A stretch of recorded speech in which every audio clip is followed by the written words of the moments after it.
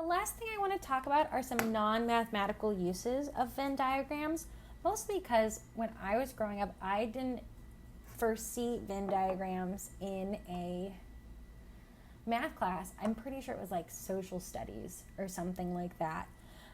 So let's take a look at how we would use a Venn diagram non-mathematically, right? So in order to create a Venn diagram, the first thing you want to do is you need to decide what you're comparing. So that would mean we'd need to place a descriptive title at the top of the page. I had mentioned earlier in this video comparing socialism and communism. So you could put socialism versus communism at the top. The next thing you want to do is create a diagram. Well, I already did that, right? You make a circle for each of your subjects, and each circle should overlap with at least one other circle, right? We want to make sure that they have an intersection. When we're comparing subjects, we don't want them to be mutually exclusive, right? Like I don't want to compare fruits and vegetables, right? There's no overlap there. There's no fruit that is also a vegetable. And we can argue about avocados or tomatoes all you want, but tomatoes are a fruit. So are avocados. They look like they should be vegetables. It's one of the terrible things that we have to deal with. Okay, so label each circle, right? Socialism versus communism, okay? Make sure you write them clearly, not like I just did, okay? And then I want you to enter the differences that they have in their own column. So what's different from communism and socialism?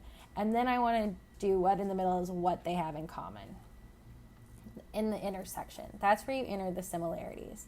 So let's do a really simple example, not as complicated as socialism, communism, because that's not my subject matter.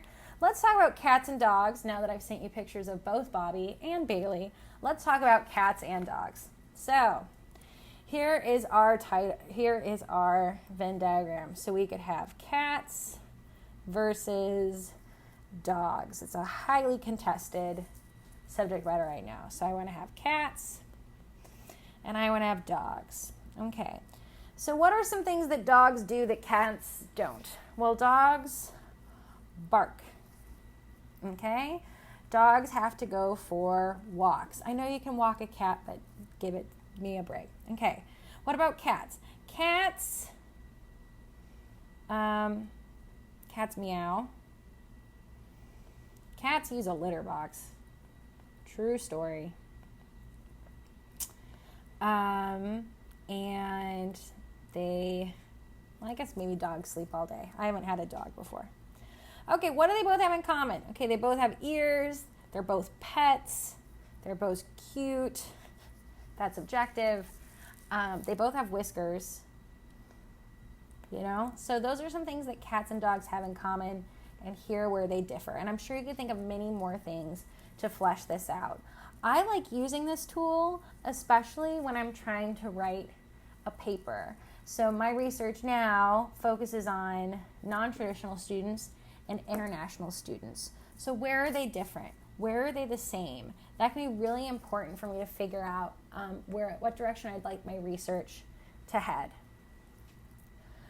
The next place I saw Venn diagrams that was not in a mathematical setting was when I was learning about additive and subtractive color. So that's something you'll typically cover in an art class, right?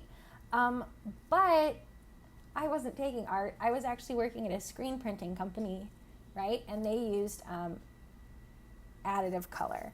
So I posted a video about additive color because they'll explain it so much better than I did, and it's not a video I made, but I thought it was pretty good, and an article about additive and subtractive color if that's something that interests you. So again, if you need anything, please be in touch. It's always good to get emails from you guys, and I hope you have a wonderful day.